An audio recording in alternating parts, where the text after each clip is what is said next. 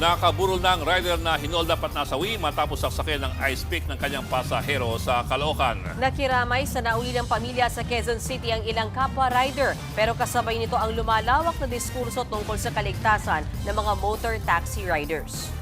Nakipagpulong si One Rider Party List Congressman Rog Gutierrez sa mga kinatawan ng motorcycle taxi apps. Nagkasundo sila sa mga pulisiyang dapat ipatupad at ilapit sa LTFRB para maiwasan ng krimen sa kalsada. Ilan sa mga nakita nila ay ang pagiging mandatory at mas pagpapaigting ng verification process para sa pagre-rehistro ng mga pasahero. Kailangan merong valid government ID sa pagre-register bilang isang pasahero. Pwede rin daw magkaroon ng database ng mga pasaherong may record na ng krimen. Pakinggan po natin ang pahayag ng kinatawan ng One Rider Party List. Hindi po sapat yung nandun lang po lamang po yung name and number. Alam naman po natin, although meron tayong SIM card law, minsan madali lang pong, it's very easy to circumvent it. So sa tingin po namin, at the very least, mandatory po dapat magkaroon ng verification. Hindi lamang ng name and number, kundi yung valid government ID po. Kabilang din sa tinitignang hakbang ay ang pagdagdag ng safety feature sa mismong booking app ng mga rider. Halimbawa ay ang paglalagay ng SOS button sa oras na makaramdam ng banta mula sa pasahero ang rider. Pinaigting na rin ng PNP ang seguridad para sa MC taxi riders. Narito ang pahayag ng PNP. Pinalakas na natin ang koordinasyon natin sa mga, ang tawag dito, motorcycle taxi apps or yung ride-hailing apps.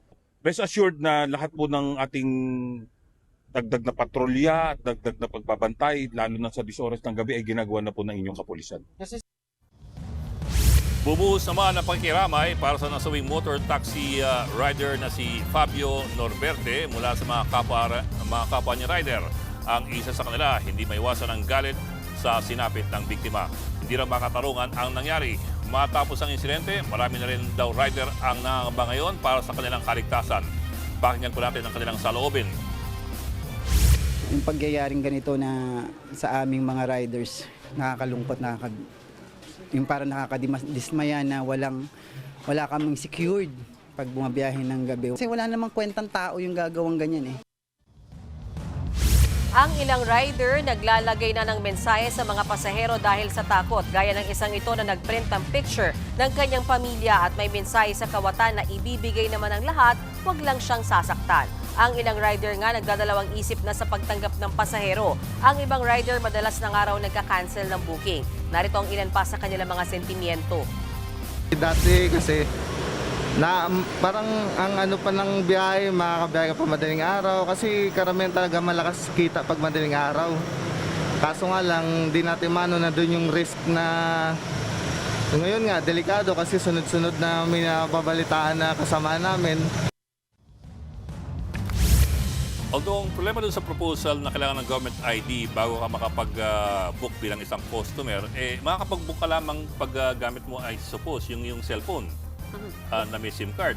Yeah. Pero for you to get a SIM card, kailangan mo i-register, kailangan mo ng government ID. Correct. So in other words, meron ng government ID yung kung sino man ang Correct. nag-book. Kung sino man, yeah, true.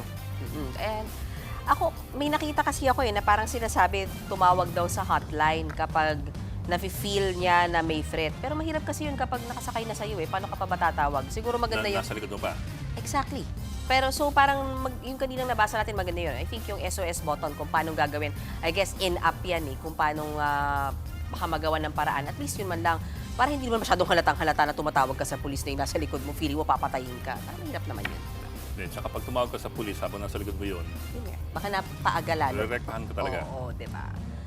But ang hirap din talagang i-secure nung, di ba, parang paano ka nga ba talaga makakasiguro, Bok, sa sinakay mo? Hindi ka naman pwedeng judgmental ka lang nung mukhang kriminal to. Kasi, di ba, kahit sa yung mga sumasakay sa taxi nung uso yung mga ganyan, di ba, madalas nga daw, magaganda, pogi pa, tas sila pala yung mga Malam mo, si Johnny biglang nadamay pa si Johnny. Pero diba, paano ba? I-judge ko lang pa na, mukhang mukhang masamang tao, hindi ko na tinasakay. Hirap din naman. Oh, yeah, that's true. You cannot really judge a book by its cover. Nauuwi sa dasal-dasal na lang. Paano bang magiging safe? Mas simple yan pag nakainom. Yeah. Pwede bang ganun, huwag magsakay ng But even then, kahit nakainom, it's not a guarantee na they're up to something Bad. Yeah. Minsan mas kailangan nga nila ng ride kasi nakainom sila. Kaya ayaw nila magmaneho. Correct. Oo.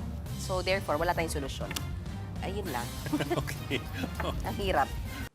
Mga kapatid, Mean Los Baños po, huwag magpahuli sa mga balita at impormasyong dapat ninyong malaman.